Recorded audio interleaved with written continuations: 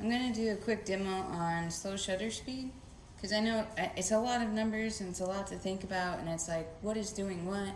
So this way you can always like rewind, go back and focus on an area. If your pictures aren't coming out right, you're like, wait, what did you say about blah blah blah? And then you can go back and look at the exact settings. So the first one you want to look at is right here. That's your shutter speed. So right now it's at 6 seconds, which that's a super long time. And that means that the part inside the camera is completely open and all this light keeps coming in and coming in and coming in. So what can happen is if you have a really slow shutter speed, what can happen is so much light comes in, your photo is too bright. So we want to try to control some things. So your f-stop, that's the piece inside the camera that it's like a circular piece, and it opens and it closes. Meaning it lets light in and it closes light off. So it opens to let light in and then it closes so that not as much light can come inside the camera.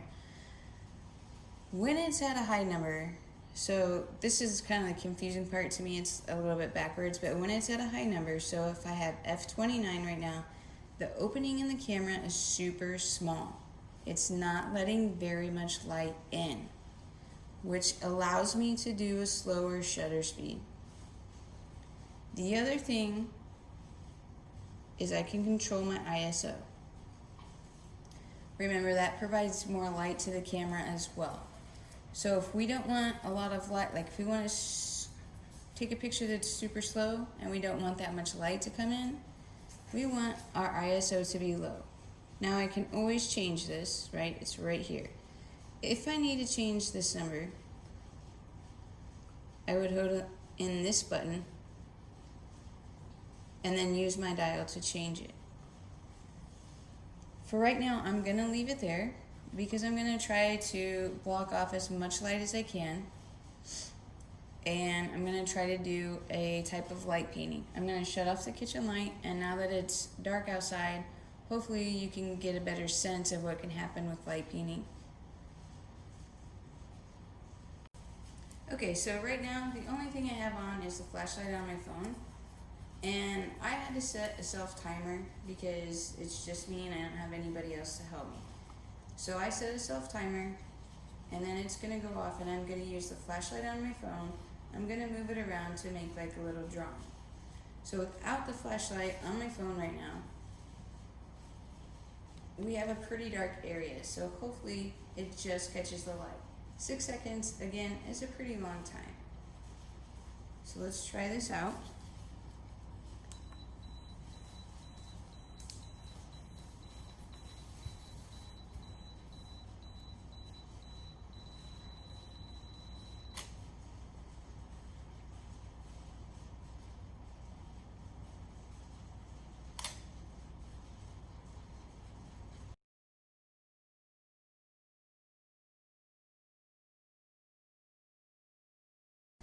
If I were to have somebody help me, so if there were 2 people and you're going to be taking a picture of the person that's moving the light around, what I would do is you're going to take your dial and you're going to move it all the way to the left, and then it's going to say bulb, B-U-L-B.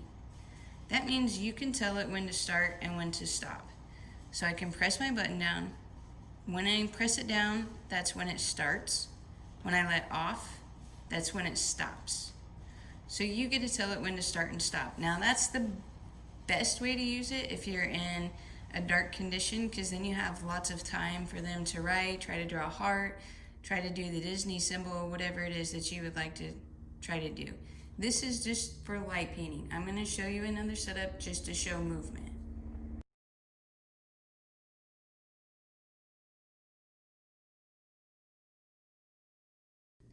Okay, for this next one, I'm just going to shoot it 1 second. Now the only thing I have on is my kitchen light right now, which is not very much lighting.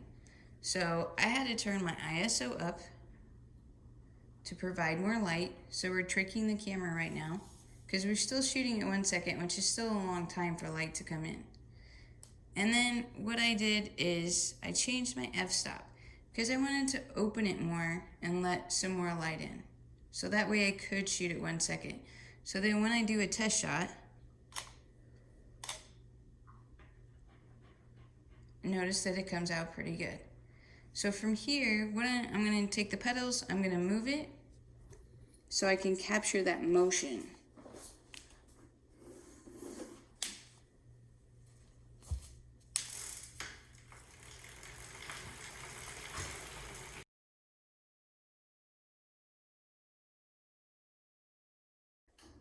Alright, hopefully here's where things start to kind of click and make sense. I've put my shutter speed even slower. So I'm going back to a 4 seconds, which means it's open, it's open, it's open, it's open, so all this light can come in. So therefore, I have to keep my f-stop. I put it at f20, and then I put my ISO at 800 for a 4 second shot in this type of lighting condition. I'm going to go ahead and use the self timer again.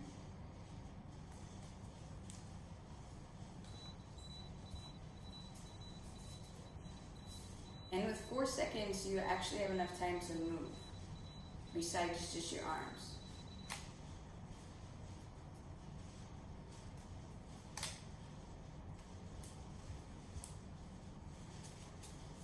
And the longer you stay in a position, the more it will end up capturing. So it can get like a faded area where you move, and then if you stay in one area longer, it'll be more solid.